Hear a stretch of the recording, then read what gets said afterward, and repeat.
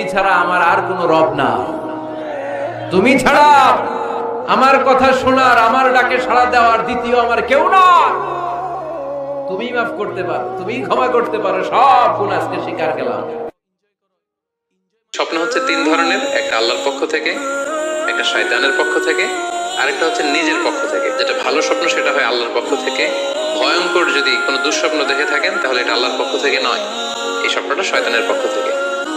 আরেকটা হচ্ছে নিজের পক্ষ থেকে, নিজের চিন্তা ভাবনার প্রতিচ্ছবি।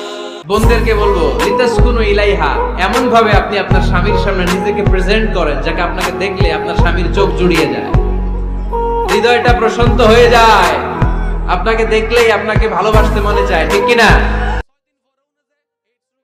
সুখ কারে বলে? কিভাবে আপনি সুখকে ডিফাইন করবেন? সুখ তো টাকায় কিনা যায় না, শান্তি টাকা দিয়ে হয় না, শান্তি দেওয়ার মালিক কে? শান্তি আছে অল্প খেয়ে।